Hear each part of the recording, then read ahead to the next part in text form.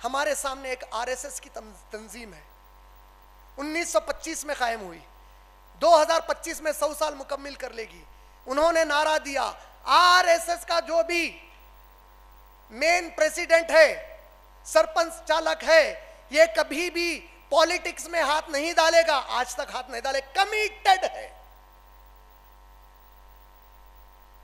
हेजवार जो उसको कायम करे, उनका बोलना था हम हिंदू लोग हिंदुस्तान में रहते हुए जो हमारी इज्जत पुराने जमाने की खोए हम उसको वापस लाएंगे। सावरकर जी ने कहा अपनी किताब में द एसेंशियल्स ऑफ हिंदुइज्म, किसकी किताब है? विवेकानंदा की। सावरकर की किताब द एसेंशियल्स ऑफ हिंदुत्व, उसमें उन्होंने कहा हिंदू वो हो शख्स है जो इस जमीन पे रहता है, चाहे वो किसी भी मजहब को माने, हमको उससे मतलब नहीं है, लेकिन उसको चाहिए कि इस कल्चर को माने और इस कल्चर की हर चीज को अडॉप्ट करे।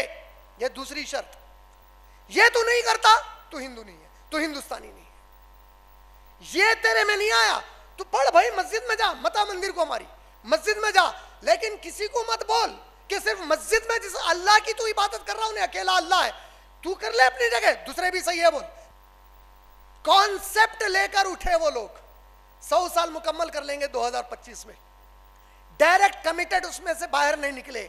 आज अगर आज हिंदुइज्म को फायदा पहुंचाने के लिए लीडर्स की जरूरत पड़ गई, आप ऐसा नाम लेके बोल सकते, अमित शाह जी, नरेंद्र मोदी जी, स्मृति ईरानी जी, हमारे पास कितने?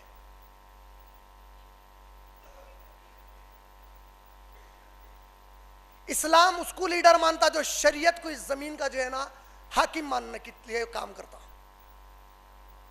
उन्होंने अपने मजहब के नाम पर उठे हुए, मजहब के नाम पे एक लीडर बनो जो हमारा उठ के बोल रहा कि मैं इस जमीन के ऊपर अल्लाह की शरीयत को लाऊंगा।